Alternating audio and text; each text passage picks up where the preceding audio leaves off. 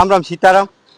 આટલા ખૂબ લાંબા સમયથી આપણે રાહ જોઈ રહ્યા હતા, જે અમારો એક નવો સભ્ય ઘોડા આવી ગયા છે, તો આપણે જોઈએ તો એને આપણે સ્વાગત કરશું। જો અહીંયા ગાડી લાગી રહી હવે કમ્પ્લીટ, ખૂબ લાંબા સમયથી આપણે જે અસોડી રાહ જોઈ રહ્યા હતા, કારણ કે અમારું સભ્ય છે જીવે ઘોડા અને ઘોડે જીવ, જે એનો જે અનોખો પ્રેમ છે અમારો, એ આજે આપણે તમને બતાવીએ। તો આને આપણે ફૂલથી અને નાળિયેરથી આપણે સ્વાગત કરીએ। તો અહીં ગાડી લાગી જાય મિત્રો।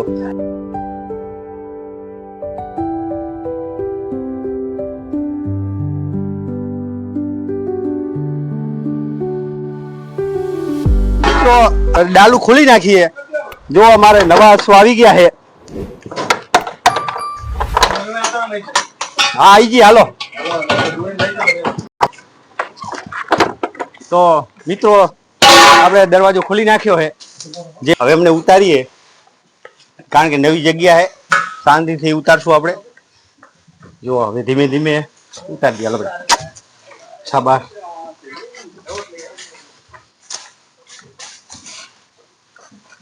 હાલો બેટા, બસ શાબાશ શાબાશ, હાલો બેટા, હાલો શાબાશ, હાલો બેટા હાલો, શાબાશ શાબાશ। કારણ કે નવા આંસુ એટલે એને બિલકુલ શાંતિથી ધીરે ધીરે લઈ જઈએ। શાબાશ બેટા, શાબાશ, ધીરે ધીરે એકદમ, હા બેટા, બસ।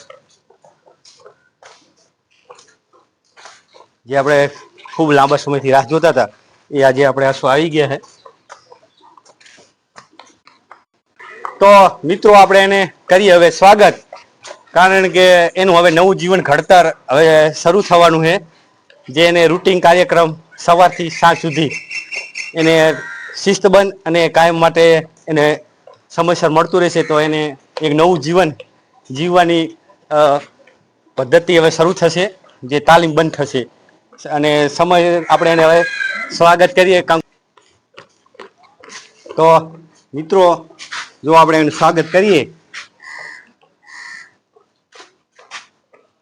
ધામધૂમથી એને, તો મિત્રો એને પણ આપણે સ્વાગત વિધિની અંદર હારે પણ પહેરાવી દઈએ।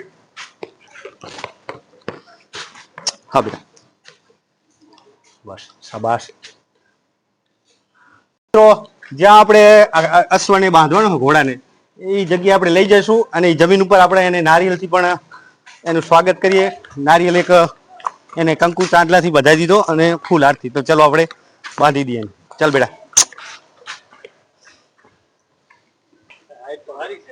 તો મિત્રો આપણે જે એની નવી જગ્યા છે, તો આપણે ભારતીય સંસ્કૃતિ મુજબ આપણે શ્રીફળને એમને વધેરી અને અંદર એન્ટ્રી કરાવીએ, કારણ કે એનું જીવન હવે નવેસરથી શરૂ થવાનું છે।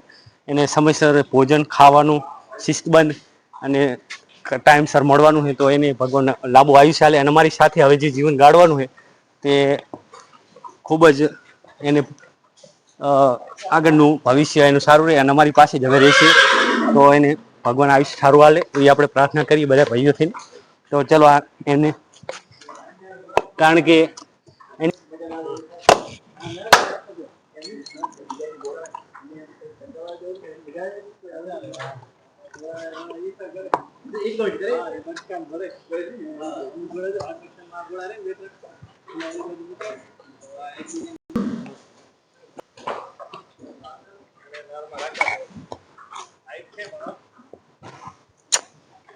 તો આપણે એન્ટ્રી કરાવીએ ધીમે ધીમે, હાલો બેટા, કારણ કે નવું વર્ષ છે એટલે ધીરે ધીરે એકદમ નવી જગ્યાએ આપણે એને બાંધી દઈએ।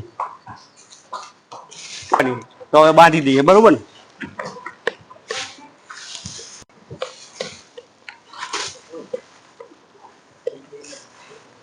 આપણે અગાડી બાંધી દઈએ।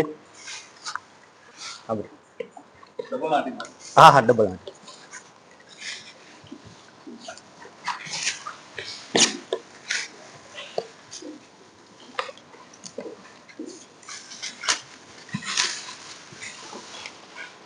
કારણ કે લાંબી મુસાફરી કરીને આવીને થાકી ગયા છે, તો એને રેસ્ટફુલ આરામ કરે।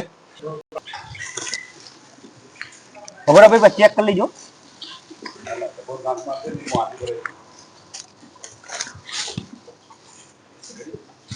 બેજો શાબાશ.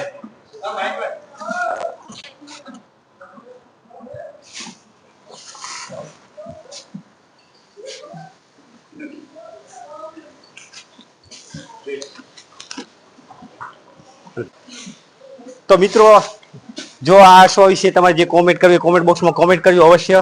તમને આ અશ્વ નવું કેવું લાગ્યું એની તમામ મિત્રો કોમેન્ટ કરજો. જો એને આપણે અને એક લાઈક કરજો. જય હિન્દ, જય ભારત.